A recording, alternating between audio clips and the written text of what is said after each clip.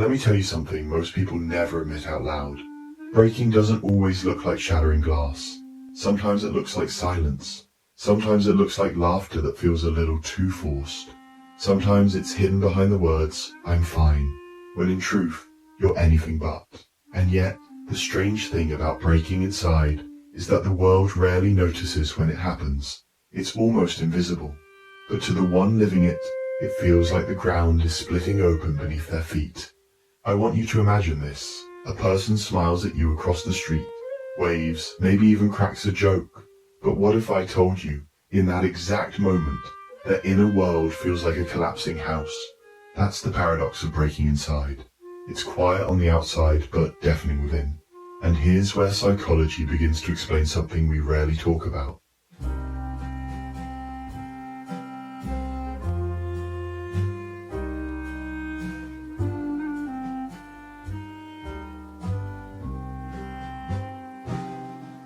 See, our brains are wired for survival. We build walls, coping mechanisms, masks.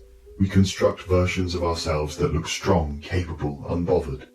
But behind those walls, pressure builds. Every unspoken word, every hidden disappointment, every dream deferred becomes another weight pressing down.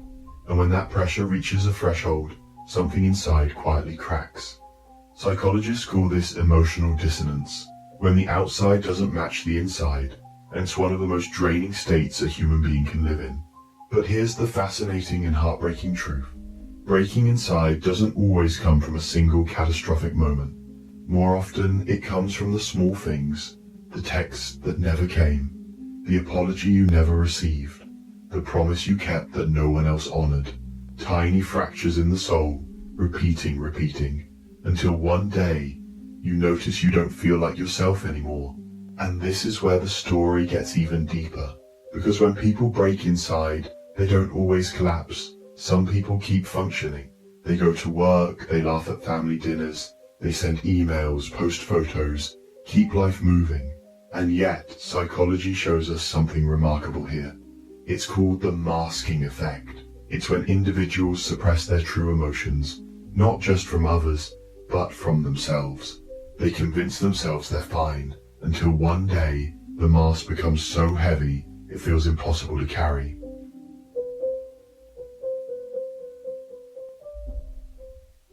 Now, maybe you're wondering, why does the human mind do this? Why don't we just show our true feelings?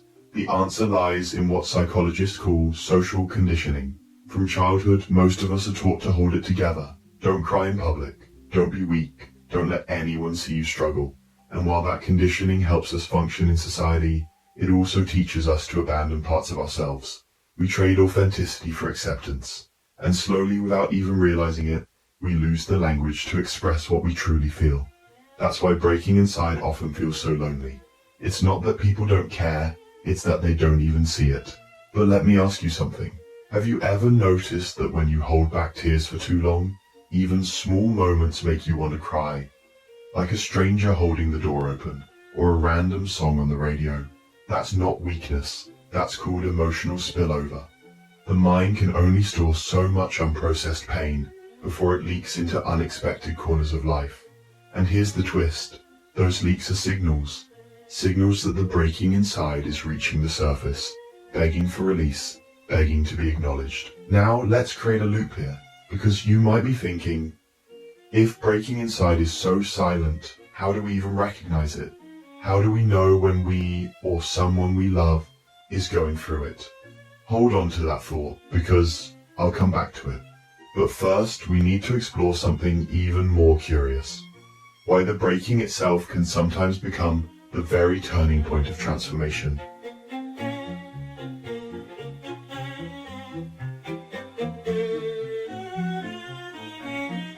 Here's the paradox. Breaking inside hurts, but it also reveals. It exposes what you've been avoiding. Psychology calls this the rupture repair cycle. In therapy, it means that breakdowns in connection, when faced honestly, can lead to deeper bonds. The same principle applies within ourselves. The break shows us where we've been carrying too much, where we've been dishonest with our own needs. The pain is information.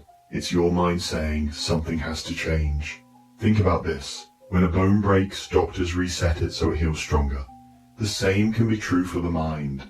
Breaking doesn't mean you're weak. It means your old way of holding everything together no longer works. It means the structure you built has reached its limit.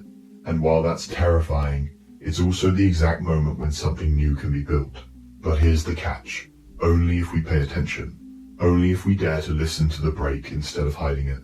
Now let's go back to that earlier question. How do we recognize the signs of breaking inside? Psychology offers clues. A sudden disinterest in things that once mattered. A persistent sense of emptiness. Irritability that seems out of proportion. Trouble sleeping. Or on the opposite end, sleeping too much. Small signals, but together they paint a picture. And if you've seen yourself in any of these, pause. Take a breath. It doesn't mean you're broken beyond repair. It means your soul is asking for rest, for honesty, for release. But here's the deeper loop I want you to hold on to. Because there's one thing most people miss. Breaking inside often disguises itself as strength. Yes, you heard that right. The person who says, I don't need anyone, may secretly be the one needing connection the most. The one who laughs the loudest in a crowd may cry the hardest when they're alone. This is called reaction formation, a defense mechanism where people express the opposite of what they feel to protect themselves. And once you know this, you'll start noticing it everywhere. The brave face, the endless jokes, the calm demeanor. Sometimes they're not masks of joy, they're shields of survival. Now, here's where the payoff begins. Because if you understand this, if you truly see it, then breaking inside becomes less of a silent prison and more of a language. It's your inner self trying to communicate through cracks and shadows. And what it's saying is this: you don't need to be perfect. You don't need to hold everything together all the time. You need space to be human. But let me leave you with one more curiosity before we move forward. What if breaking inside isn't the end of strength, but the beginning of it? What if the cracks are not flaws, but openings for light to enter?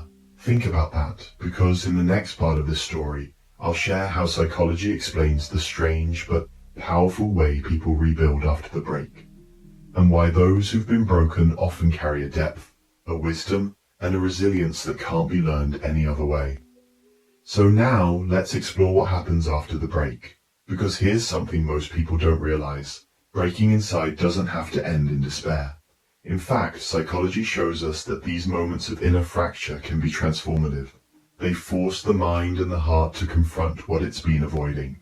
This confrontation is uncomfortable, yes, even terrifying, but it is also where the seeds of resilience are planted. Think of it like a tree in the middle of a storm. The wind bends it, sometimes nearly snapping its branches, and yet, when the storm passes, the tree has often grown stronger roots, deeper connections to the earth beneath it. Breaking inside is the storm, and your mind, your emotions, your inner self, all of them, are the tree. And the cracks, they're not just fractures, they're invitations. Invitations to grow, to shift, to rebuild with awareness. One of the most fascinating concepts in psychology is called post-traumatic growth. It's the idea that when someone experiences a profound internal struggle, if they navigate it consciously, they don't just return to the way they were. They evolve. They become more empathetic, more self-aware, more capable of deep connection. And that's precisely why those who have felt deeply broken often carry a wisdom that others may never access. Their insight into human emotion, their sensitivity to subtle pain, becomes a kind of strength, one built not from avoidance or denial, but from surviving, observing, and integrating the fracture. But here's where it gets delicate. This isn't a story about quick fixes or motivational slogans. Breaking inside isn't a challenge you can just push through. It's a process. The first step is recognition, naming it, seeing it. Many people try to run from it, fill the emptiness with distractions, overwork, or constant noise. But the moment you stop running, the moment you allow yourself to feel what's happening, is when the mind begins to reorient itself. This is what psychologists call emotional processing. Emotional processing doesn't mean crying in public or telling the whole world your story. It means giving yourself permission to experience the emotion fully, privately, or with someone you trust. Writing it down, reflecting, understanding the triggers, the roots, and the patterns. It's slow, sometimes agonizing, but it's also profoundly liberating. And here's a crucial insight. The human brain is naturally designed to heal emotionally, given the space, the reflection, and the right support. Neuroscience shows that the same neural pathways that encode pain can, through conscious reflection and repetition, rewire into pathways for understanding, empathy, and resilience. Now, here's a curiosity loop I want you to consider. Why is it that when we break inside, our relationships often feel strained? Why do those closest to us sometimes misunderstand our silence, our moodiness, or our withdrawal? The answer lies in a concept called emotional contagion. Humans are wired to mirror the emotions of those around them, to respond to cues, to synchronize with subtle signals. When someone breaks inside silently, the cues can be ambiguous. Confusion arises, tension grows, and without awareness, relationships suffer. But when we understand this, we can start to communicate differently, not by explaining every detail, but by signaling, I am navigating something inside, and I need space and understanding. That alone can transform a connection from friction to support. Here's another remarkable psychological insight.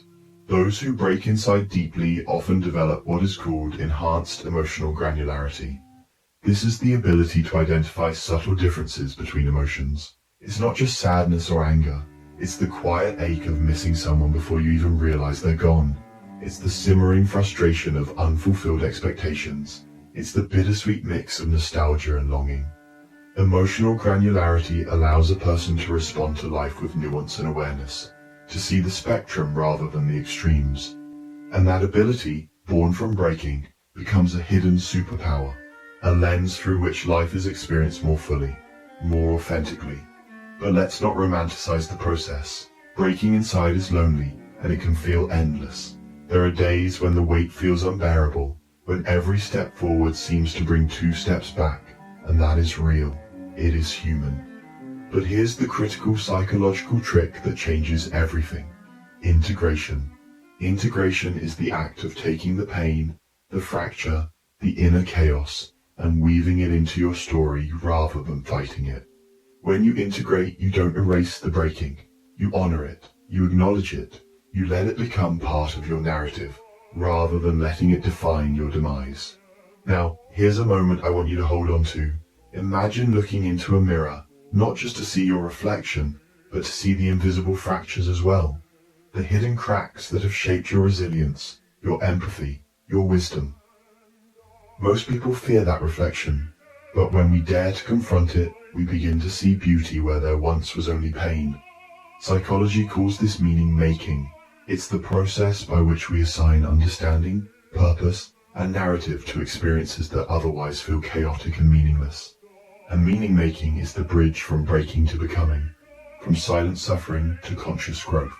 Let me take you even deeper. There's a principle called self-compassion, which studies show is one of the most powerful antidotes to inner collapse. Self-compassion isn't indulgence. It's not laziness. It's the act of treating yourself with the same kindness, patience, and understanding that you would extend to someone you love deeply. It is saying, it's okay that I am struggling. It's okay that I feel broken. This does not make me lesser. It makes me human. Neuroscientists have discovered that self-compassion activates regions of the brain associated with safety and connection, helping to reduce the emotional and physiological impact of stress. In short, it teaches the mind to hold itself gently while it heals. Now here's a curiosity twist. Breaking inside often leads to creativity. Artists, writers, musicians, thinkers, so many of them have spoken about the strange alchemy of pain transforming into expression. When a person is fractured, they see the world differently. They notice subtleties others miss. They feel emotions with clarity and depth. This is why literature, music, and art often resonate most when it touches upon the raw, unspoken experiences of the human heart. And that's the fascinating psychology behind it. Breaking is painful, but it tunes perception. It sharpens the ability to empathize, to connect, to create. And here's the final loop before we reach the ending, the most profound insight of all. Breaking inside teaches us impermanence. Nothing lasts. Joy, pain, grief, happiness, all of it flows, all of it changes. When we break, we glimpse the fragility of existence, and with that glimpse comes clarity. We begin to cherish the fleeting moments, to notice the beauty in the ordinary, to approach others with gentleness and patience. This awareness doesn't erase the struggle, but it transforms it into something sacred, something profoundly human. So what do we take from all of this? Breaking inside is not a failure. It is a signal. It is a teacher. It is a passage through which the human psyche can grow, expand, and deepen. And the remarkable thing about this process is that it is universal. Every human being carries the potential for fracture. Every human being carries the potential for growth. The difference lies in whether we acknowledge the break, listen to its message, and allow ourselves to be changed by it. Let me close with a thought to carry with you. The cracks in your heart, the silent fractures, the hidden ache, they are not weaknesses. They are the outline of the person you are becoming. They are evidence that you have survived, that you have felt deeply, that you have lived. And if you tend to these cracks with awareness, compassion, and courage, you may discover something extraordinary. That the depth of your suffering becomes the depth of your wisdom. That the silent breaks inside can give rise to the strongest, most authentic self you will ever know. And in that space, in that quiet, fragile, astonishing space between what was broken and what is healed, you realize something profoundly human. To break inside is not to end. It is to begin again, wiser, gentler, and infinitely more alive than before.